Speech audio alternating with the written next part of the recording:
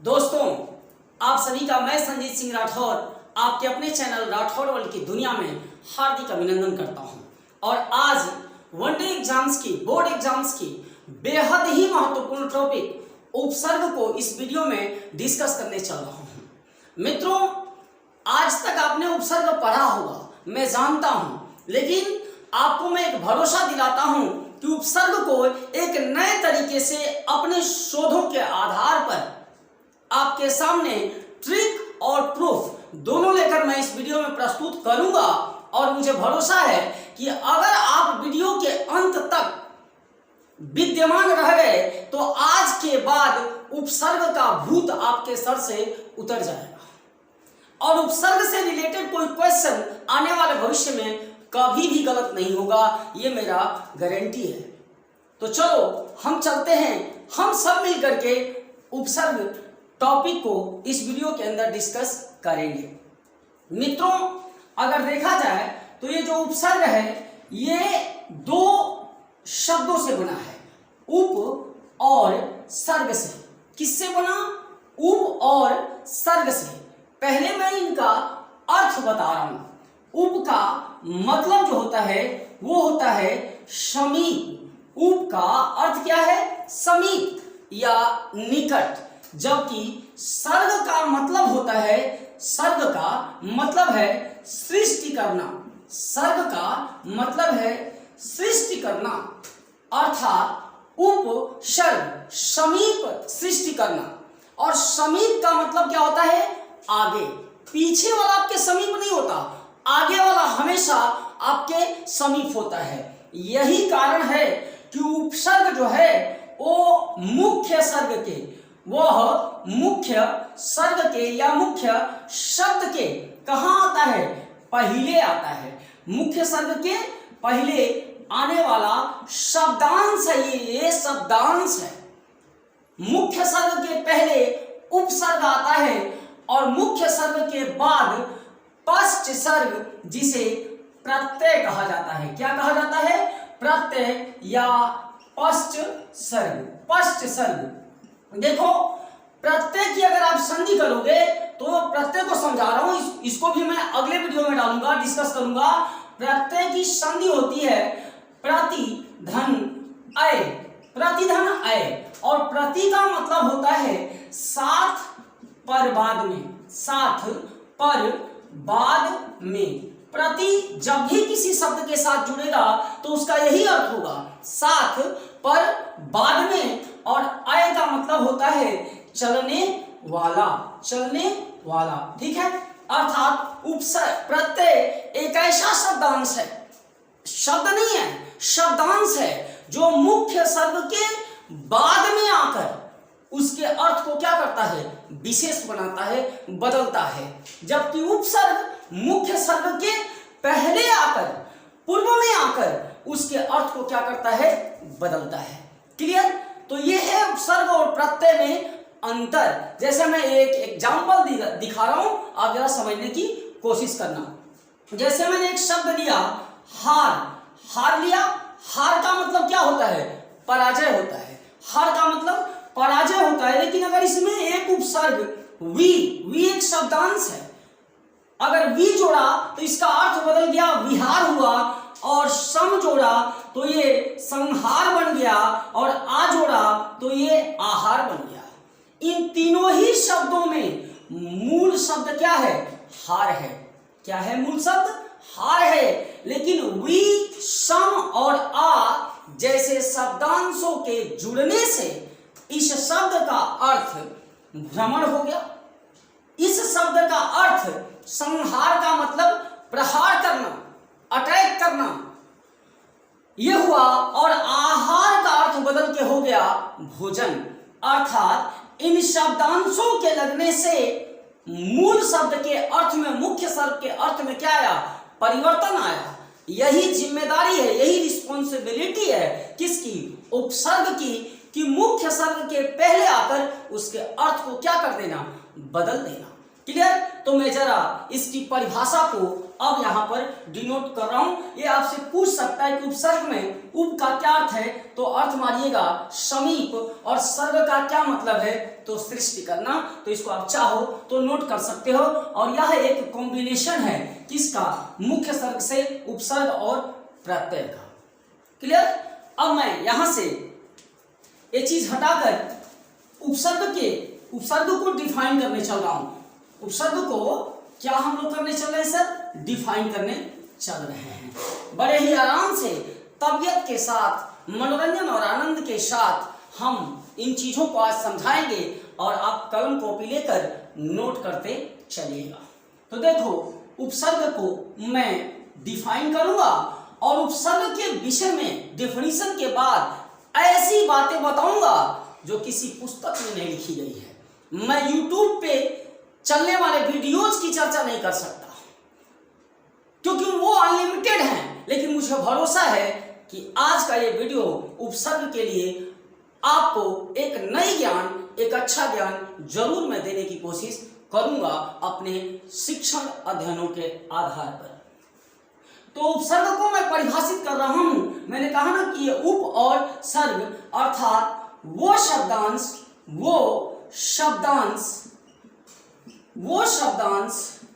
जो शब्द नहीं, मैंने लिखा शब्दांश, लिखा शब्द नहीं है, शब्दांश है। वो शब्दांश जो मुख्य शब्द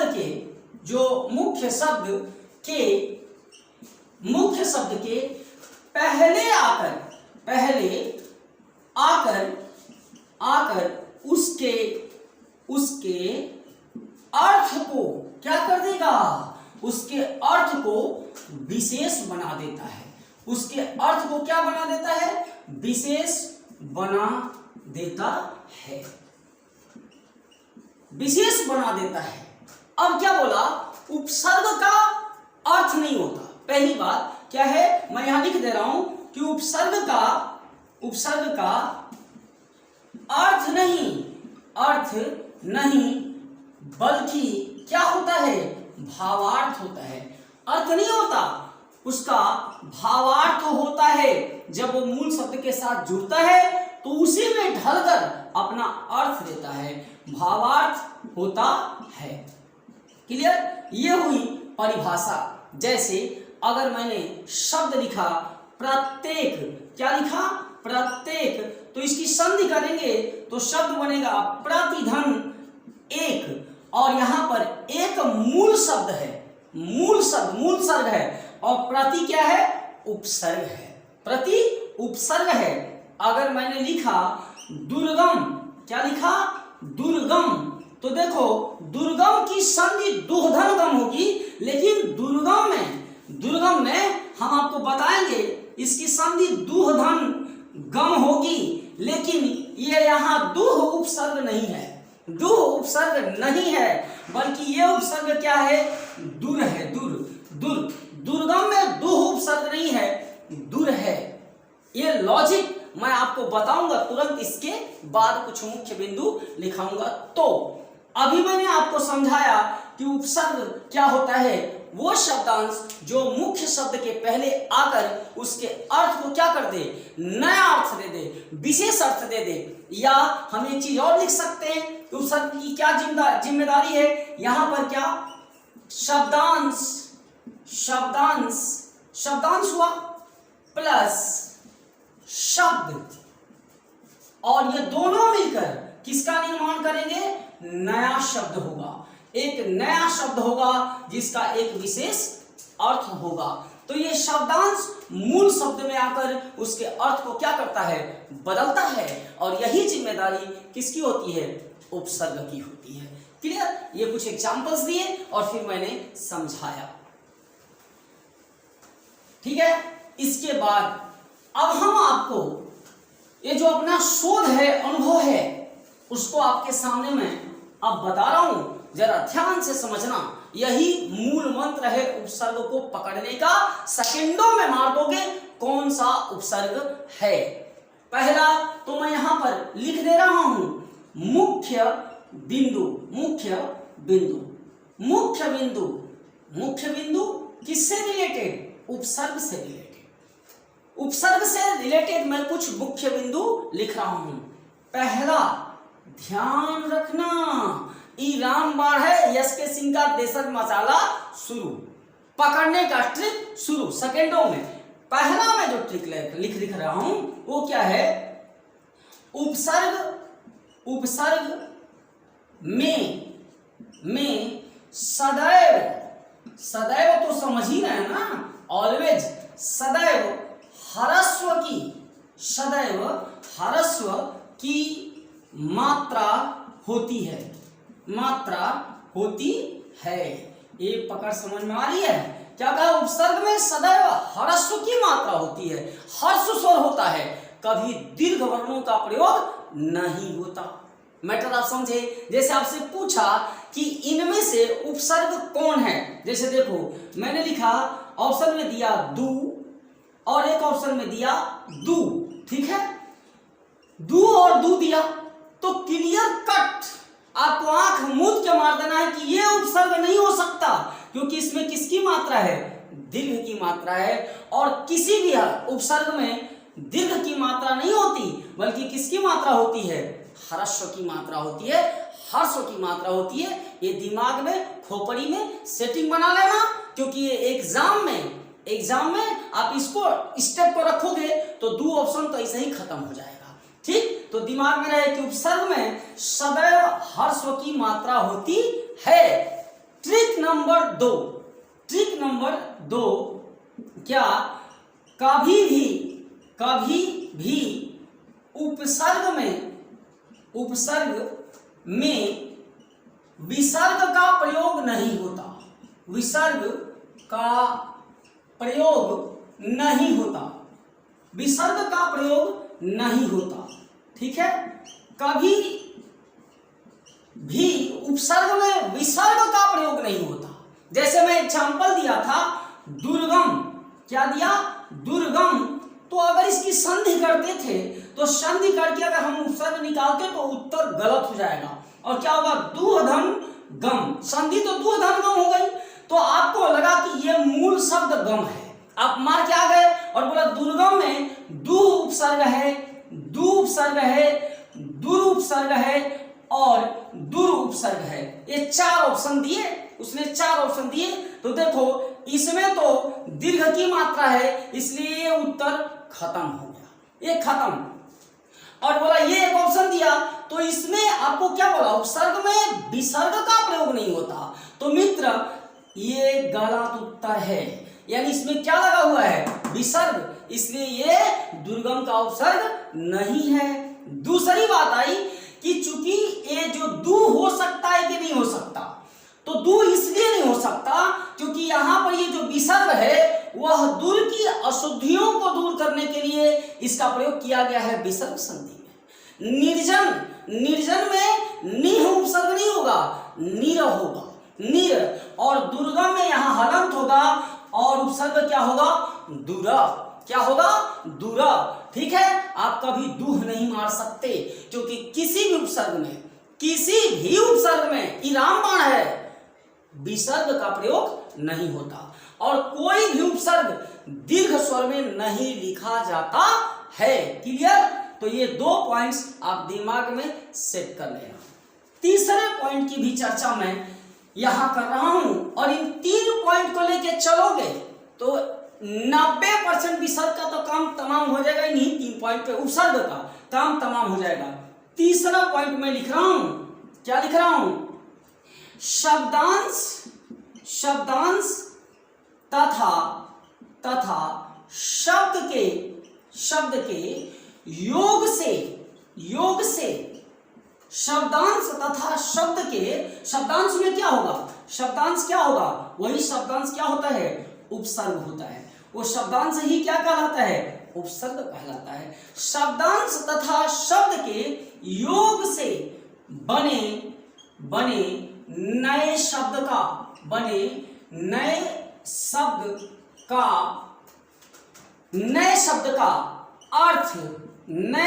का अर्थ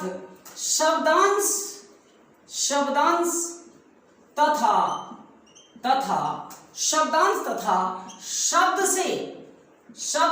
से मेल, शब्द से मिलना चाहिए, शब्द से मिलना चाहिए।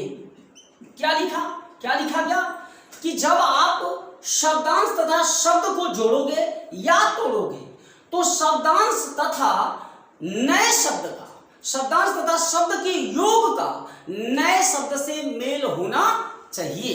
क्लियर? जैसे अब एग्जाम्पल मैं यहां पर समझा रहा हूं, ये 2 पॉइंट्स को आप लोगों ने नोट कर लिया होगा, पॉइंट नंबर 1, पॉइंट नंबर 2, क्योंकि इनकी मैं व्याख्या कर चुका हूं, और पॉइंट नंबर 3 को समझाने के लिए मैं यहां से इनको हटा दे रहा हूं। हटा दिया, और अब यहां पे मैं इस पॉइंट को यहां पे समझा रहा हूं, पॉइंट नंबर 3 को समझा रहा हूं। बड़ा ही केयरिंग पॉइंट है, इसको दिमाग में रखना, वरना आप जानते हुए गलत करेंगे। सारे उपसर्ग याद रहेंगे फिर भी आपका उत्तर गलत हो जाएगा, इसलिए ये पॉइंट बड़ा मायने रखता है सर, इसको ध्यान में रखना। जैसे बार बार बोल रहा हूं, शब्दांश और शब्द के मेल से बने नए शब्द का शब्दांश और शब्द से मेल होना चाहिए। ये बात संधि पे भी लागू होती है और ये बात समास में भी लागू होती है। जैसे एग्जाम्पल कहा क्या कि आपको मैं 3 शब्द दे रहा हूं, अभी आपको चेक भी कर रहा हूं, आपको उत्तर बताना है, आप स्वयं बता लीजिए, क्योंकि अभी मैं लाइव क्लास में नहीं हूं। मैंने कहा है कि मैं लाइव क्लास में तभी आऊंगा जब सारे वीडियोज मैं आपके सामने दे दूंगा, तो आप भी तैयार रहोगे, मैं भी तैयार रहूंगा, और रंगमंच सजेगा जहां सिर्फ और सिर्फ एक्शन होगा, डिस्कशन होगा, तब रिजल्ट होगा। और लाइव क्लास भी बहुत जल्द आने वाला है, परंतु सारे वीडियोज के बाद। तो एक बार सारे वीडियोज को देख लेना, नहीं तो बबुआ लाइव क्लास में आओगे और आपकी दुकानियां बंद हो जाएगी। क्लियर? तो हम सारे वीडियोज के बाद ही लाइव क्लास लेके आएंगे। अभी मैं इस पॉइंट को समझा रहा हूं, जरा समझना, एक क्वेश्चन भी है और समझा भी दूंगा। जैसे मैंने एक 3 शब्द लिया, मैं 3 शब्द ले रहा हूं, और शब्द क्या ले रहा हूं? कुपुत्र शब्द लिया, कुपुत्र लिया, फिर लिया कुपुत्र, कुचक्र, और एक शब्द लिया कुलीन। 3 मैंने शब्द लिया, कुपुत्र, कुचक्र और कुलीन, और आपसे पूछा कि इनमें से किस शब्द में, इनमें से, निम्न में से, इन तीनों में से किस शब्द में, और चौथा ऑप्शन में दे दिया इनमें से कोई नहीं, माना इनमें से किस शब्द में उपसर्ग का प्रयोग नहीं हुआ है। ऑप्शन क्या बनाया? इन तीनों में से किसमें उपसर्ग का प्रयोग नहीं हुआ है। ठीक है, तो शायद आप ध्यान दो, सोचोगे आप कि अगर यार यहां भी कु, यहां भी कु, यहां भी कु और कु उपसर्ग है, तो ये तो तीनों में हुआ, तो चलो मार देते हैं इनमें से कोई नहीं, तो कहानी खत्म हो जाएगी। इनमें से एक शब्द है जिसमें उपसर्ग से उस शब्द का निर्माण नहीं हुआ है, तो हम लेते हैं, कैसे पता चलेगा?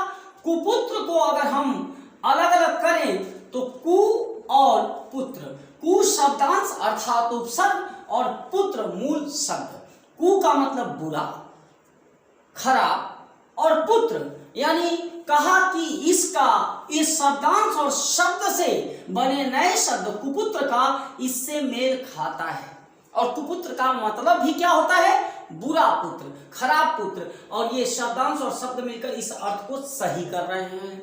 फिर मैंने लिया कुचक्र, कुचक्र, तो कु प्लस चक्र, तो चक्र मीन्स समय का चक्र, तो कहा क्या कि कुचक्र, चाल, कुचाल है, तो बोला खराब चक्र, खराब दशा, तो कुचक्र का मतलब भी होता है खराब दशा, खराब चाल, तो कुचक्र हुआ। तो यह भी उपसर्ग से बना हुआ शब्द है, लेकिन इसकी जरा बात करूं कुलीन, तो अगर हम कुलीन को अगर अलग अलग किया तो कु और प्लस लीन हुआ, तो कु निगेटिव आइडिया एक्सप्रेसिंग वर्ड है, निगेटिव आइडिया एक्सप्रेसिंग प्रीफिक्स है यार, नकारात्मक अर्थ देता है। तो इस कुलीन का भी तो अर्थ, इस कु अगर ये उपसर्ग है तो इसका अर्थ तो नकारात्मक होना चाहिए, लेकिन कुलीन का अर्थ क्या होता है? उच्च कुल का, उच्च कुल का। और तब हम इसका अगर अर्थ करें तोड़ तोड़ के, कु माने खराब और लीन माने मगन होना, लीन माने मगन होना, अर्थात कुलीन। अब यहाँ ये अर्थ क्या दे रहा है? लीन माने मगन होना, कु माने खराब, तो खराब मगन होना क्या कुलीन है? जो खराब मगन हुआ जाए वो क्या कुलीन है? तो बोलोगे नहीं सर। कुपुत्र, जो खराब पुत्र है वो कुपुत्र है। कई शब्दों के लिए एक शब्द, जो चक्र दशा खराब है वो कुचक्र है। लेकिन क्या जो मगन कु है, लीन कु है, खराब है, क्या वो कुलीन है? नहीं। तो अर्थात शब्दांश और शब्द का इस मूल शब्द से, इस शब्द से कोई लेना देना नहीं है। तो अब बोला तब इसमें है क्या? तो मित्र ये जो कुलीन है ना, कुलीन, वो जानते हो ये कुल से बना है। कुल, कुल, कुल माने खानदान, परिवार। कुल माने खानदान या परिवार। इसमें मूल शब्द कुल है, कुल, और इसमें उपसर्ग नहीं लगा है, बल्कि क्या लगा है? इन प्रत्यय लगा है। क्या लगा है? इन प्रत्यय। अर्थात कुलीन में उपसर्ग नहीं था, बल्कि इन प्रत्यय था, और कुपुत्र और कुचक्र में उपसर्ग था। तो ये उपसर्ग से निर्मित दोनों शब्द थे, जबकि ये उपसर्ग विहीन पद था। मैटर समझ में आ रहा है कि नहीं आ रहा? तो ये दिमाग में रखना, जैसे कि उसका मूल शब्द से लेना देना होना चाहिए। ये मैटर समझ में आ रहा है कि नहीं है? किसका लेना देना होना चाहिए? उपसर्ग का। ठीक है, जैसे ओके। तो ये आपने, हमने जो समझाने का ये आपको बताया, ये समझ में। एक शब्द और ले लेता हूं यार, जैसे आपने सुना होगा दुकान। क्या शब्द ले रहा हूं? दुकान। और एक शब्द ले रहा हूं दुबला, शब्द ले रहा हूं दुबला, और एक शब्द ले रहा हूं दुलारा। ये उपसर्ग युक्त शब्द बनाना, किसमें उपसर्ग का यूज हुआ? तो देखो भैया, दू का मतलब बुरा होता है, निगेटिव सेंस होता है, निगेटिव सेंस, और यह दो का भी सेंस देता है। तो अगर देखा जाए तो दुकान में दुबला, तो बल शब्द, मूल शब्द दुबला में मूल शब्द बल है। तो यहां पर दुबला यानी ऐसा मेरे टाइप में हो, तो ये क्या हुआ? दुबला यानी खराब, कम बल हो, तो दुबला। इसका अर्थ दू और बला दोनों से आया। दू का अर्थ दो भी होता है। तो दुलारा, लाड़ प्यार, यानी दुलारा में भी लाड़ प्यार का दो से लेना देना है। बहुत ज्यादा लाड़ प्यार है, वो दुलारा है। अब वही सेंस अगर लड़का कहा कि गुरुजी दुबला में दू उपसर्ग है, दुलारा में दू उपसर्ग है, तो ठोक के आ गए कि दुकान में दू उपसर्ग है, तो कहानी खत्म। कहे तो कहा कि गुरुजी हमारा कहीं गलत हो गया। बोला हाँ, वो हमें को समझा रहा है कि दू माने आप कहे थे ना कि दूसरा, दूसरा, दू में दूसरा, तो दू है, दू माने दो, तो ये दू को कान है, तो दुकान नहीं हो गया गुरुजी। दू कान वाला बराबर, तो क्या दू कान वाला बराबर दुकान होगा? दुकान का मतलब होता है कि जहां कोई सामान खरीदा और बेचा जाए। तो दुकान का दुकान से कोई लेना देना नहीं है, इसलिए दुकान में मित्र उपसर्ग का प्रयोग नहीं है। तो दुकान में दू उपसर्ग नहीं है, उपसर्ग का प्रयोग नहीं, जबकि दुबला में दू, दुलारा में भी दू उपसर्ग लगा हुआ है।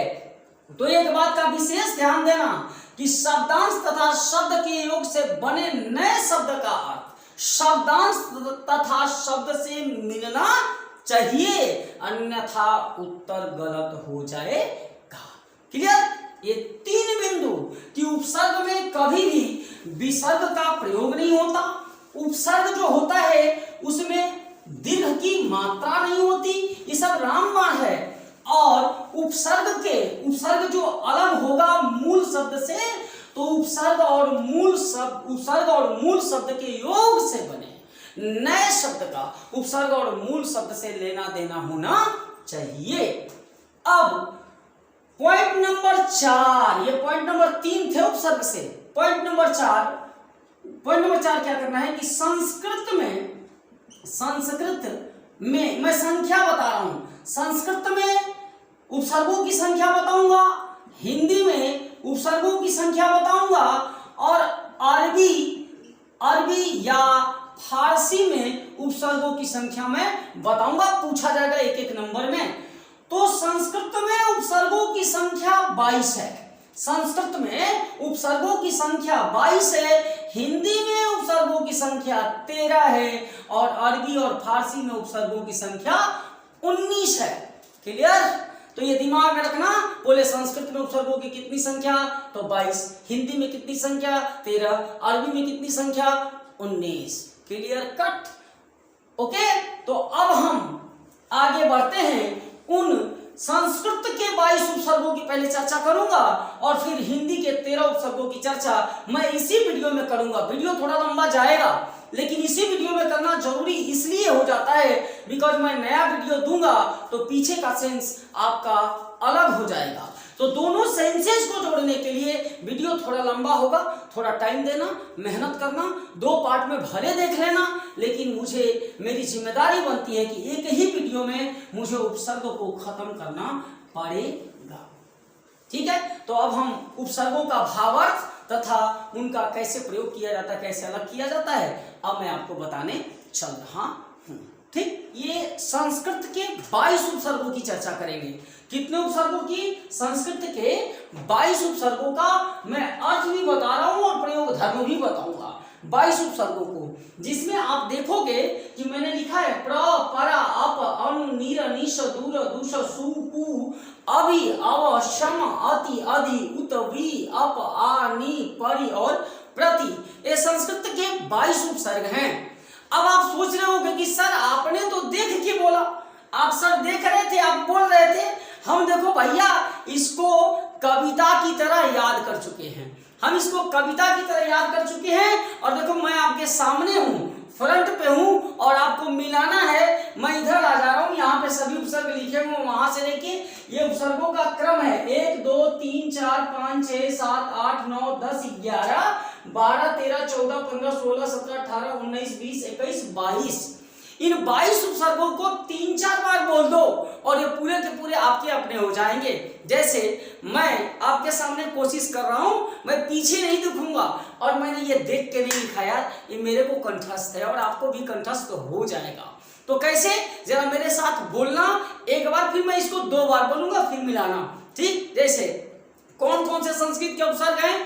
प्र, परा, अप, अनु, नीर, निश, दूर, दुश, सु, कु, अभि, अव, सम, अति, अधि, उत, वि, अप, आ, नि, परि, प्रति। जितनी बार मिलाओगे मेरा यही क्रम होगा, फास्ट भी कर दूंगा। प्र, अपि, अनु, नीर, निश, दूर, दुश, सु, कु, अभि, अव, सम, अति, अधि, उत, वि, आ, नि, परि और प्रति। ये संस्कृत के 22 उपसर्ग हैं। 2-3 बार प्रैक्टिस करोगे आपके अपने हो जाएंगे। इनमें जो मैंने पहला पॉइंट लिखा था, देख लो सभी में हर्ष वर्णों का प्रयोग हुआ है, सब में हर्ष वर्ण, किसी में दीर्घ वर्ण नहीं आया है। दूसरी बात क्या है कि इनमें किसी में भी विसर्ग का प्रयोग नहीं है। ये बात दिमाग में रखना। इनसे बने हुए मैंने शब्दों और अर्थ को लिखा है कि प्र का मतलब अधिक होता है और ये प्रबल में प्र उपसर्ग है, प्रबल में प्र उपसर्ग है और बल मूल शब्द है। प्रख्यात में प्र उपसर्ग है और ख्यात मूल शब्द है। परा का मतलब उल्टा होता है और परा में परा उपसर्ग है और जय मूल शब्द है। पराभव में परा उपसर्ग है और भव मूल शब्द है। भव मींस होना होता है। अब का मतलब बुरा होता है, इसलिए जस का उल्टा अपजस होता है। एक चीज और बताना था कि उपसर्गों का प्रयोग मित्र विलोम शब्द और पर्यायवाची शब्द बनाने में भी होता है। उपसर्गों का प्रयोग विलोम और पर्यायवाची शब्द बनाने में भी होता है। उनकी विशेष चर्चा हम जब पर्यायवाची और विलोम शब्द पढ़ाएंगे तो निश्चित रूप से होगा और इनके सारे हम विलोम और पर्यायवाची का आपको ट्रिक बताएंगे। जैसे यहाँ अपजस जस का उल्टा था, मान का उल्टा अपमान अप उपसर्ग था। अनु का मतलब पीछे होता है, इसलिए अनुज का मतलब होता है पीछे जन्म लेने वाला। अनुचर में चर मूल शब्द अनुपसर्ग, अनुशासन में शासन मूल शब्द अनुपसर्ग। कल पूछेगा तो यही मारना। निर माने बिना होता है, निर की संधि निहधन जन होगी, विसर्ग संधि, लेकिन निह उपसर्ग नहीं होता, उपसर्ग निर होता है। निर ये आ रहा है ना, निर होगा। निह मार क्या होगा, गड़बड़ा जाओगे, कहें कि उपसर्ग का अंत विसर्ग से नहीं होता। निराकार निर्धन आकार, ये उपसर्ग हुआ, ये मूल शब्द हुआ आकार। निर्जन निस माने रहित, निश्चल चल जो चल न सके, वो जो चल न सके वो निश्चल है, मगर इसकी संधि निह धन चल होगी। निह उपसर्ग नहीं हो सकता, उपसर्ग निस है। बार बार बता रहा हूं, निस्सार में भी निस है। दुर्मींस बुरा, दुर्गम में दुहधन गम, तो दुह उपसर्ग नहीं है, बिकॉज उसमें विसर्ग लगा है, उपसर्ग है दुर है। दुराचार, दुष्चरित्र, दुर्धन चरित्र संधि होगी, लेकिन उपसर्ग दुष होगा, दुष होगा। और तलव्य से नहीं, दंतश, दुष्कर, ये दुष उपसर्ग और कर मूल शब्द, चरित्र मूल शब्द, दुष उपसर्ग। सु माने अच्छा, सु उपसर्ग कर्म मूल शब्द, सुपुत्र, सु अच्छा, अच्छा और पुत्र मूल शब्द। इन मूल शब्दों का, उपसर्गों का इनसे लेना देना है। मूल शब्द कु माने बुरा, कुकर्म और कुपुत्र। अभि का मतलब सामने होता है, इसीलिए अभिनय, अभिनय हमेशा रंगमंच के सामने किया जाता है। अभिनय सामने होता है, अभिमुख जो मुख के सामने। आप अभी हमारा जब वीडियो आप देख रहे होंगे तो मेरे दृष्टिकोण से, या जब मैं ऑफलाइन क्लास लेता हूं तो आप मेरे मुख के सामने होते हो, तो आप अभिमुख होते हो, ठीक है। फिर अन्य उपसर्गों की बात करूं तो अव का मतलब हीन होता है, अवगुण, तो अवगुण में अ उपसर्ग गुण मूल शब्द, अवनति में अ उपसर्ग नति मूल शब्द। सम, सम का मतलब उत्तम, इसलिए संगम, गम संस्कृत की धातु है, जो उत्तम रूप से जाए उसे संगम कहते हैं, मिलन को संगम कहते हैं। समतुष्ट, सम उपसर्ग और तुष्ट मूल शब्द है। अधिक, अति माने अधिक, अत्यंत संधि करोगे तो यह संधि अतिधन, अंत आधा वाला पूरा यह से जुड़े, तो ये ट्रिक बताया है यहाँ संधि में। अत्यंत में अति उपसर्ग अंत मूल शब्द, अतिशय में अति उपसर्ग सय मूल शब्द। अधि, अधि माने श्रेष्ठ होता है, इसलिए अधिपति, अधिपति श्रेष्ठ होता है। अधि मूल शब्द, अधि उपसर्ग पति मूल शब्द। अधिकार में अधि उपसर्ग और कार मूल शब्द। उपसर्गों का बड़ा गेम है। विकार में भी कार क्या है, कार मूल शब्द वी उपसर्ग। फिर बोला उत माने श्रेष्ठ, तो उत्तम में उत उपसर्ग लगने के कारण वो श्रेष्ठ होता है। उत्कर्ष में भी उत उपसर्ग है, कर्ष मूल शब्द है।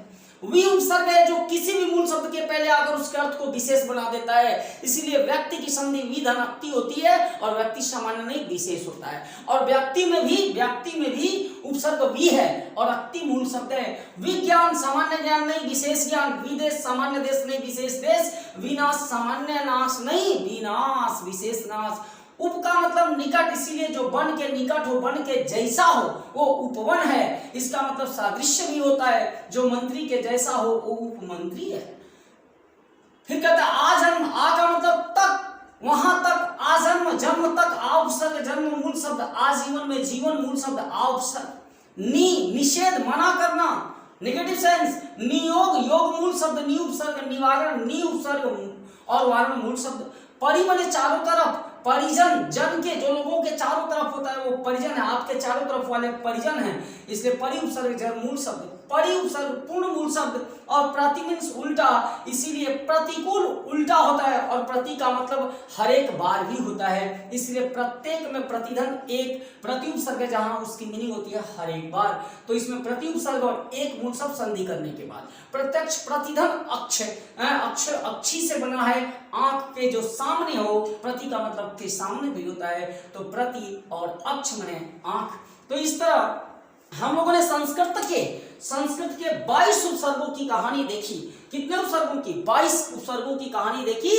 अब देख रहे हो ना कौन कौन से उपसर्ग हैं, ये देख लो भैया, ये उपसर्ग हैं, ये सभी के सभी 1 2 3 4 5 6 7 8 9 10 11, ये 11 इधर और 12 12 13 14 15 16 17 18 19 20 21 और 22।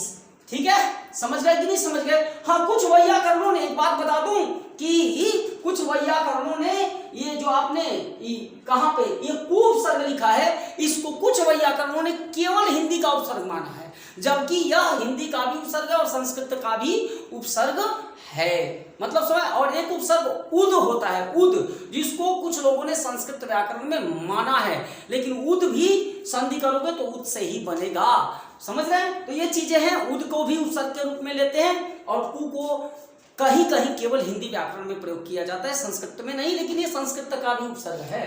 तो ये मित्र संस्कृत के 22 उपसर्ग थे, जिनको मैं पुनः इस स्टेप को खत्म करने से पहले एक बार फिर से आपके सामने बोल दे रहा हूं। प्र, ये क्या बोला? प्र, परा, अप, अनु, नीर, निस, दूर, दुस, सु, कु, अभि, अव, सम, अति, अधि, उद, वि, अप, आ, नि, परि, प्रति।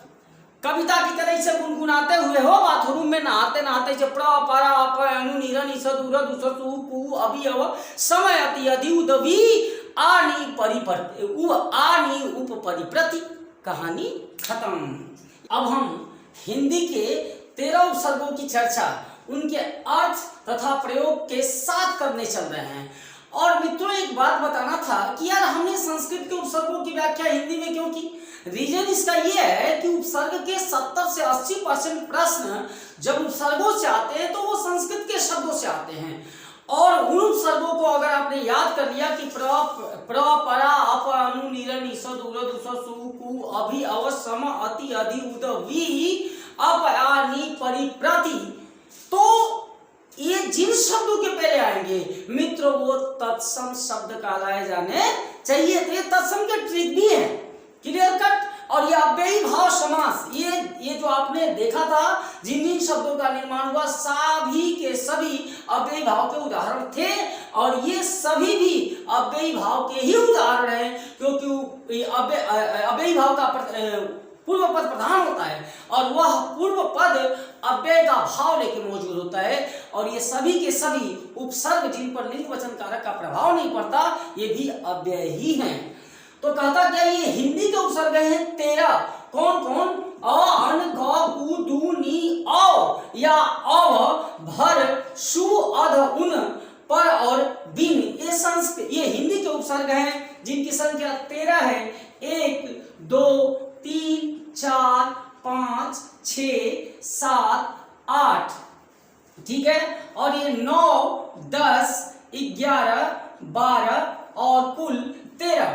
तो संस्कृत के अंदर 22 उपसर्ग और हिंदी व्याकरण के अंतर्गत हिंदी के अंतर्गत 13 उपसर्गों की चर्चा की गई है, जिसमें पहला उपसर्ग है अ।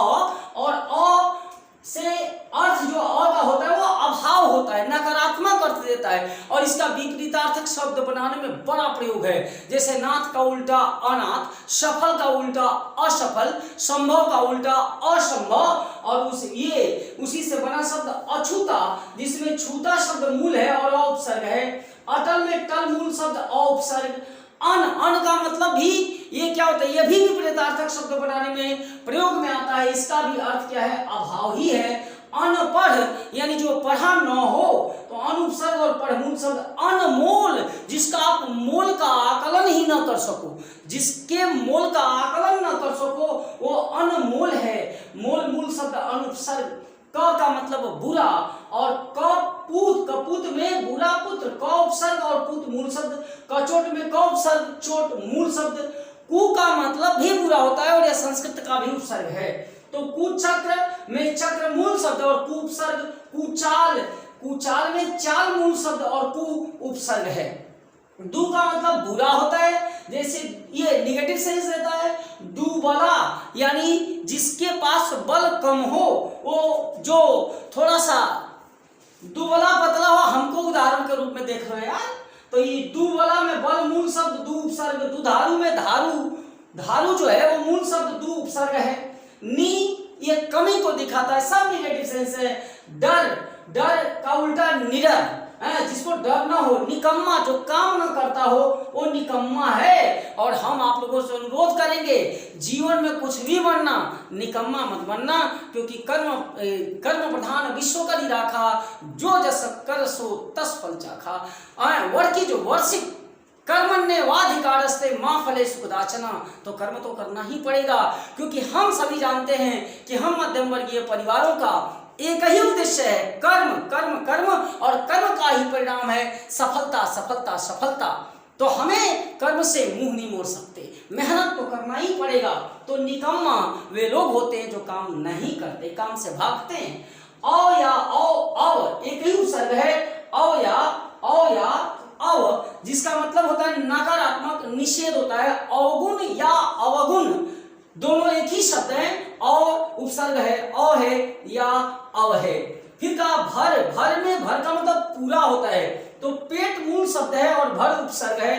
फिर का भरपूर में पूरा मूल शब्द है, जो पूरा हो, जो पूरा भरा हो उसे भरपूर कहते हैं। जो पेट, जिसका पेट भरा हुआ हो वो भरपेट है।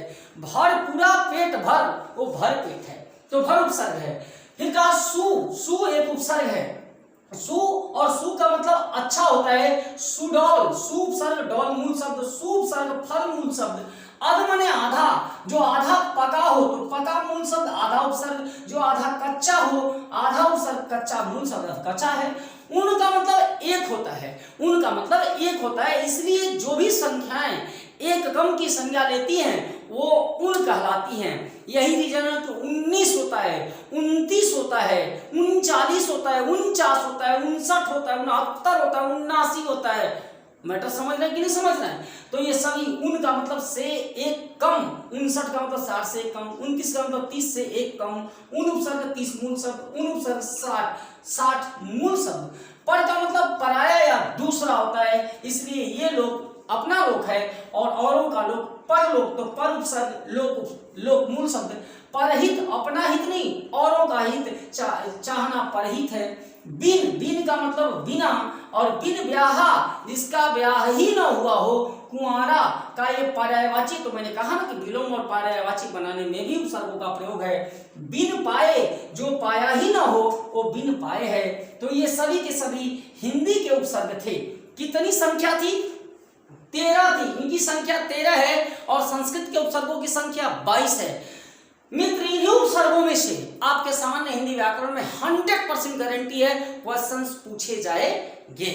अंत में मैं इस वीडियो का आप समापन करने से पहले कुछ बातें मैं फिर से एक बार बता दे रहा हूं कि उपसर्ग वो शाब्दिक, वो शब्दांश है जिसका अर्थ नहीं भावार्थ होता है, जो किसी मूल शब्द के पहले आकर उसके अर्थ को सामान्य से विशेष बना देता है, अर्थ को बदल देता है। और फिर इसकी 3-4 शर्तें हैं, 3 शर्तें जिसको ध्यान में रखना कि उपसर्ग के अंत में कभी विसर्ग नहीं आना चाहिए, उस उपसर्ग की मात्रा हमेशा हर्षों की होती है, और शब्दांश और मूल शब्द के मिलने के बाद जो नया शब्द बनेगा, यानी उपसर्ग और मूल शब्द के बाद मिलने से जो नया शब्द बनेगा उसका उपसर्ग और मूल शब्द से लेना देना होना चाहिए, वरना वो उपसर्ग का निर्माण, वो उपसर्ग नहीं हो सकता है। जैसे मैं उदाहरण दिया था आप लोगों को दुकान का, कुलीन का, क्लियर कट। तो ये ध्यान में 3-4 पॉइंट्स रखना है। हिंदी में कुल उपसर्गों की संख्या 13 है, संस्कृत में 22 है, अरबी या फारसी में 19 उपसर्ग हैं। तो आज के इस वीडियो में बस इतना ही, और अगले वीडियो में हम मिलते हैं आपके साथ। किसके साथ? प्रत्यय के साथ। द मोस्ट इंपोर्टेंट टॉपिक जो अगली होगी उसका नाम होगा प्रत्यय। तब तक के लिए आप खूब मेहनत करो, खूब मेहनत करो, क्योंकि आप जानते हो मेहनत के बिना हम लोगों का कुछ नहीं होने वाला है। और एक काम तो और भी याद है ना, एक काम करना है। क्या करना है? राठौर वर्ल्ड को सब्सक्राइब करना है। अगर नहीं किया है तो हमें आशा है कि कर लिए होंगे, और कर लिए हैं तो दूसरों का करवाइए, घंटी बजा दीजिए, शेयर करिए, कमेंट करिए, लाइक करिए, क्योंकि आपका लाइक कमेंट और शेयर ही मेरा बूस्टर है, वो बॉर्नवीटा है। मारो लाइक कमेंट शेयर। देखो मैं एक से एक ट्रिक और अपने अनुभव को लेकर के वीडियोज में आऊंगा, और आप तब तक कलम कापी लेके सारे वीडियोज का नोट्स बनाओ, मेहनत करो। इस बार हम लोगों को ज्वाइनिंग लेटर पा के रहना है। खूब मेहनत करिए। तब तक के लिए शुभ रात्रि, शब्बा खैर, नमस्कार, बेस्ट ऑफ लक।